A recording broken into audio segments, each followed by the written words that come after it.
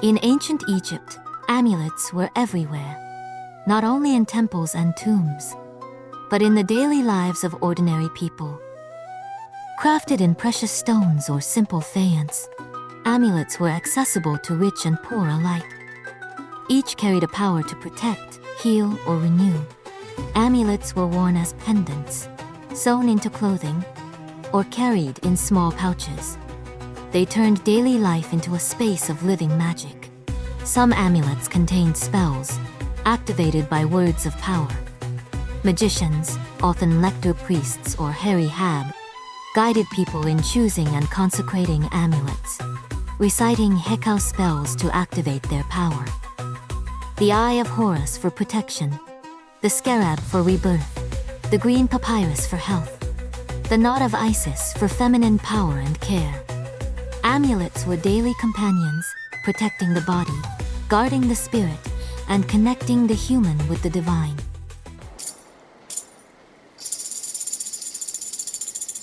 In ancient Egypt, scent was more than pleasure, it was sacred breath. In temples, priests prepared perfumes like kaife, a sacred blend of resins, wine, honey, and oils, a fragrance said to please the gods and calm the heart of man. One version of kaife, as recorded in the Ebers papyrus and mentioned among temple offerings in the Great Harris papyrus, calls for honey infused with resins, together with herbs, pine kernels, inecton grass, and a hint of cinnamon. Some versions from temple inscriptions, like at Edfu, expand that blend to 16 ingredients: raisins, wine, myrrh, incense, pine gum, mastic, camphor, juniper, cypress, and more. Priests anointed statues with sacred oils, awakening divine presence through fragrance. But scent also belonged to daily life, to joy, seduction, and renewal. In towns and markets, artisans sold simple oils and those aromatic cones, mixtures of fat, herbs, and resins, that everyone could afford. On feast days, even the humblest would wear these fragrant cones, letting their scent melt in the warm evening air. Perfume guided the dead to eternity, offerings of aroma for the soul's rebirth. Before burial, the body was washed and purified with sacred oils to cleanse all that belonged to the world of the living. During embalming, the same unguents sealed the skin and preserved it from decay, sanctifying flesh and bone for divine transformation. To the Egyptians, these perfumes were not merely fragrance. They were breath itself, a sacred essence that bound the spirit to life beyond death. In the tomb, vessels of perfume and jars of ointment were placed beside the deceased, so that their scent might awaken the soul in the afterlife. The invisible aroma was a bridge between body and spirit, carrying the essence of the dead through the darkness of the duat. To the ancient Egyptians, scent was divine breath, the essence of creation itself. Nefertem, the lotus-born god, rose with the first light. His fragrance was the breath of Ra at dawn, healing, pure, and renewing. In temples, priests offered perfumes of lotus, mara, and moringa oil to honor his beauty and preserve life's harmony. But as the sun sank into the west, another god took his place. Shesmu, the distiller of divine essence. He crushed the fruits of the sacred vine, pressed the oils, and shed the blood of chaos to guard the sun through the night. In the temples of Egypt, Shesmu was invoked by the perfumers and oil pressers, the sacred craftsmen who worked in the service of the gods. They offered him lotus blossoms, myrrh, and the precious moringa oil, crushed and distilled beneath the evening sun. Together they ruled over the sacred alchemy of scent. From oil to smoke, from earth to sky, the sacred scent ascends.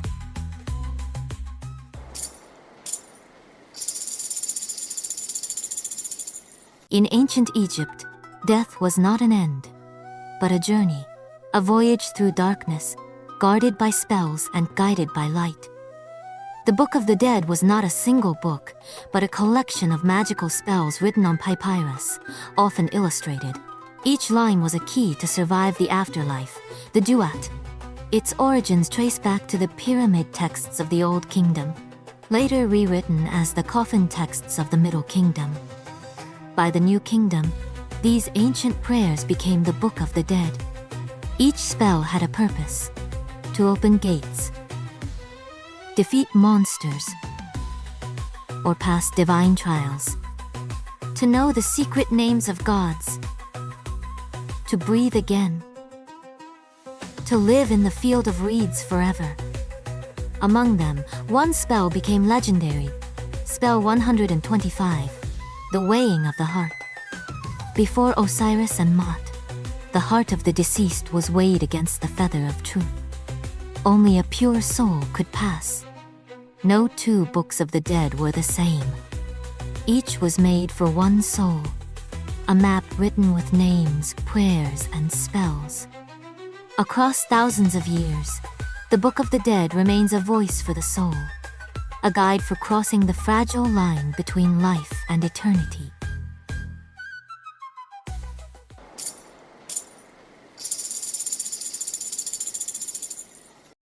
To the ancient Egyptians, the obelisk was more than a monument. It was a frozen ray of sunlight, a bridge between earth and the divine. Born in the temples of the sun during Egypt's Old Kingdom, obelisk, called Tekhen in ancient Egyptian, stood for creation itself, the sacred moment when the first light touched the primordial hill, the Benben. From the modest pillars of the 5th dynasty to the colossal monoliths of the New Kingdom, each age left its mark in granite. Hatshepsut, Thutmose III, Ramses II. Their obelisks touched the sky in honor of Ra. The obelisk was carved from a single piece of stone, usually red granite from the quarries of Aswan, transported by river, raised by hundreds of hands. Each obelisk was both an act of devotion and of engineering genius. To this day, every obelisk still points toward the same truth: that divine order shines through the union of earth and sun.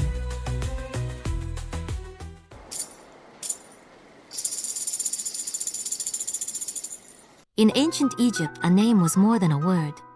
It was the breath of the soul, the Ren. To write it was to protect it. To speak it was to give it life. At the dawn of kingship, a name was placed within the Sarek, the image of the palace facade. Their names stood between heaven and earth, guarded by the god who watched over kingship itself. Later, the Kartuch appeared, an enclosure of eternity. The Kartash, derived from the ancient Shen ring of protection, encircled the king's name as the sun encircles the world. To inscribe it was more than art, it was ritual. Every pharaoh bore 5 sacred names, one for Horus, one for the 2 ladies, one of gold, one of the throne, and one of birth. Together they formed a spell of order. The king on earth, the god in heaven. For nobles and priests, names were carved on tomb walls and oshaptis, called out in offering prayers so the dead would never fade. For the common people, a name painted on clay, or whispered at night to an ancestor, was enough to keep a soul alive.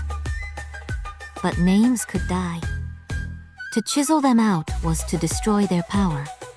The hammer that struck Hatshepsut's name, each blow sought to erase both stone and memory.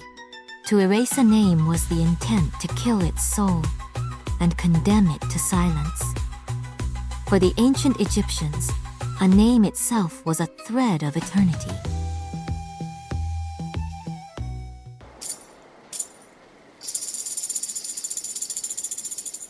In ancient Egypt, writing was not invented, it was received. They called it Medu Neter, the words of the gods. According to mythology, it was Thoth, Lord of wisdom and time, who gave writing to humanity.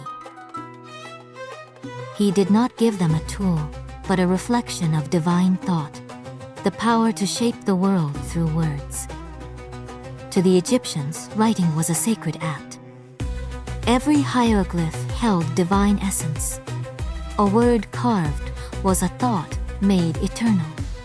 On temple walls and tombs, priests and artisans inscribed hymns, prayers, and names, believing that to write a thing was to keep it alive forever. Over millennia, the divine script evolved.